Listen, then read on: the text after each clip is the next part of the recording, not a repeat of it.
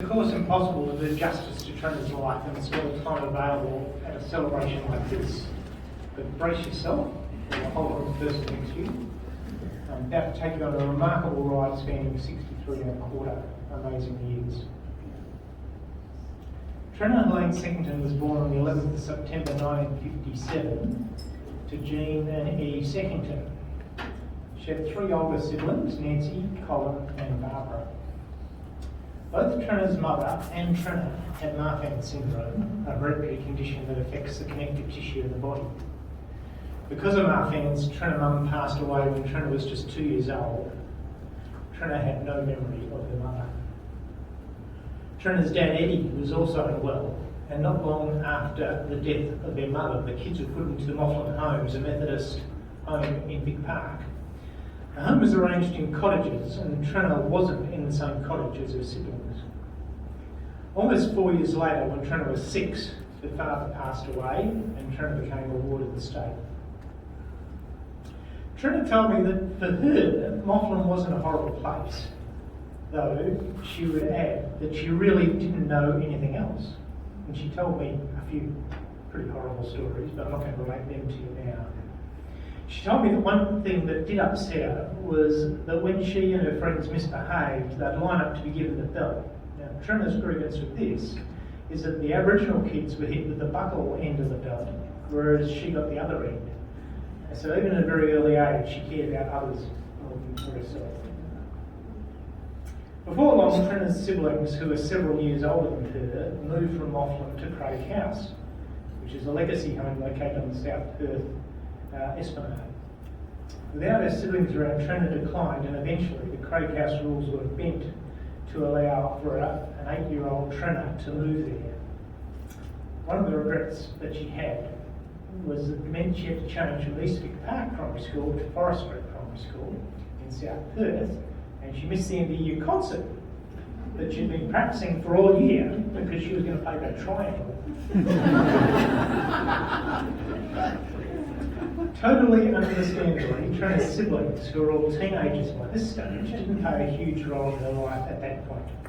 And eventually, Craig House found another child, Trenna's age, who needed a home.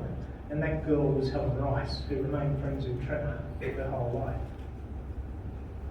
Trenna had lots of stories of what they got up to living in South Perth, swimming in the river, exploring the high-rise apartments as they were being built, buying cigarettes from matron, who always seemed to need more because Trenna and Helen would nick the cigarettes. And even with Helen, she also got up to rescuing a cat from a woman down the road who they'd assumed to be a witch. She also had multiple visits to the hospital as a child, mainly for eye surgery, and she never forgave the PMH nurses that stole and ate all the Sherbies that a friend had brought in for her. Trenna and Helen went to Kent Street High School from 1970 to 1972. So at an early age, Trenna's lenses had dislocated and she had no lenses in her eyes, so she wore very thick cat's eye glasses. Also, Mahney syndrome in adolescence meant that she'd become long and skinny, had crooked teeth, and she clearly didn't look like other students her age. Trenna was bullied a lot at high school, almost exclusively by the boys, as she was quite liked by the girls. She'd become very good at athletics, and in particular hurdles, but she refused to compete for Kent Street School because she'd have to wear bloomers, and she knew she'd just look ridiculous, and the boys would call her a toffee apple. Another aspect of the bullying was that she never did her homework because she was sure, as she put it, that an ugly girl with glasses, who was also goody two-shoes, would have an even harder time. Having been schoolboy in that era, sadly, I think she was right. The upside of this was that she did get a lot of Agatha Christie novels read during homework time at Craig House. At the end of 1972, Craig House closed. Trenna had finished third year high school, and the decision was made by others that she should go to business college so she could get a job to support herself. At the time, it was pointed out to Trenna that she would die in her 20s or early 30s, and also she wasn't likely to find a husband to support her. So at age 16, Trenna was put into Girls Friendly Society on Adelaide Terrace in the city and basically began fending for herself. As it turned out, she topped her class in business college. She particularly liked shorthand, which she thought was like cracking codes. And she got a job after just a couple of months. Trenna kept a diary of this year of her life, and it shows just how young she was, but also how well she coped. In later life, Trenna transcribed this diary, and in line with her wishes, in a while I'll be putting that on an appropriate Facebook page. It was around this time that Trenna got her first pair of contact lenses, and for the first time was able to grow her hair and style it how she wanted and buy her own clothes and shoes. She truly blossomed, and at last she found that boys were interested in her. She could also see a lot better with contact lenses. So she looked better, and she looked better.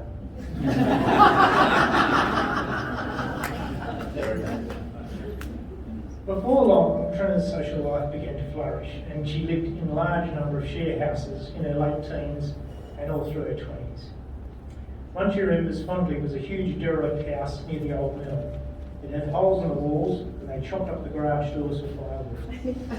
She lived there with Helen, and it was on Trenna's bed in that house that her first dog, Prickles, was born. And Prickles was with Trenna for about 17 years. In another share house, she lived with the Spanish sisters. Now, I never met these sisters, but from what I gather, they were a bit dysfunctional. and I gather they had fiery temperaments and were quite emotional.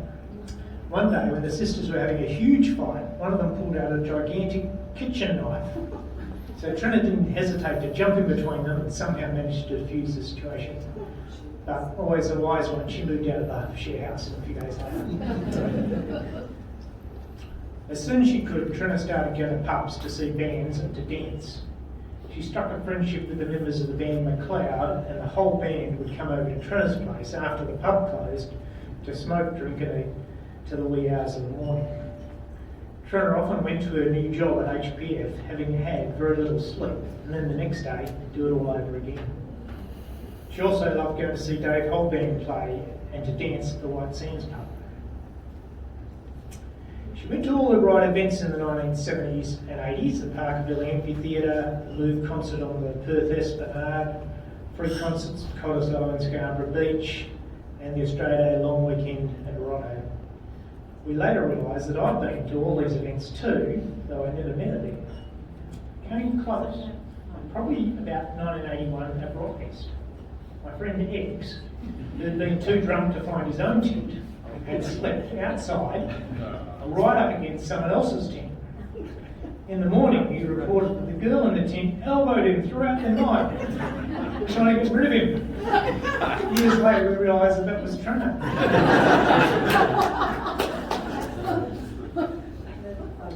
During this whole period, Trenna had plenty of boys interested in her, and she did have some boyfriends.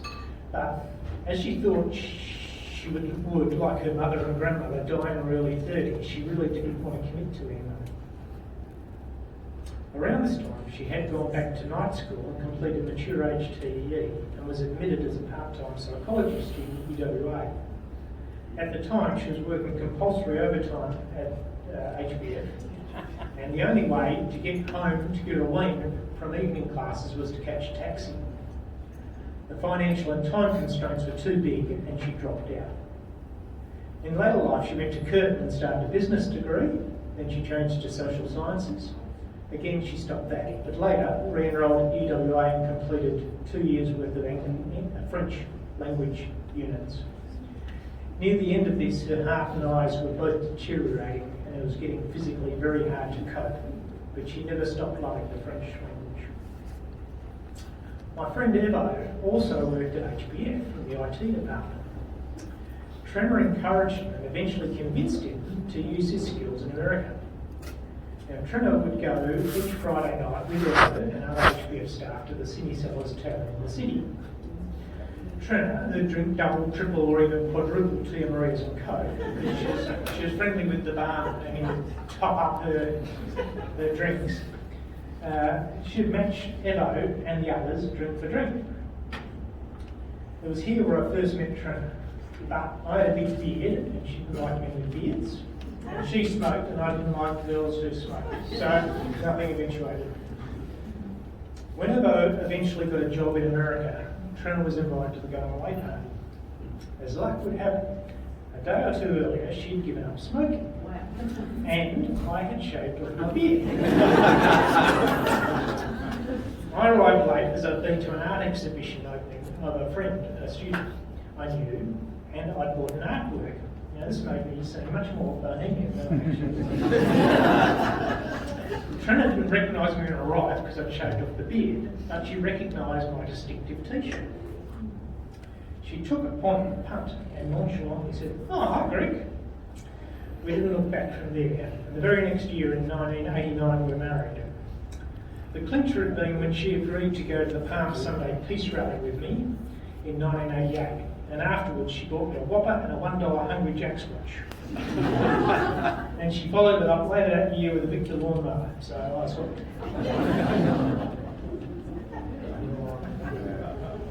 Trenna and I had 32 years together, and they were wonderful years, all of them. We had a love so deep, a bond so strong. Trenna's medical issues affected her whole life, but for almost all of it, she was able to be active, vibrant, sociable, and importantly, she was able to enjoy contemporary music and to dance. I hope that people don't think that Trenna's medical issues defined her life, because for most of it, she was getting on with life despite what issues she had. Trenna believed values were important. She really cared about people, really cared. If you got a greeting card from her, you can be sure that it was bought from the shop after considerable thought about what you would think about it. What she wrote in it was really carefully considered. Would have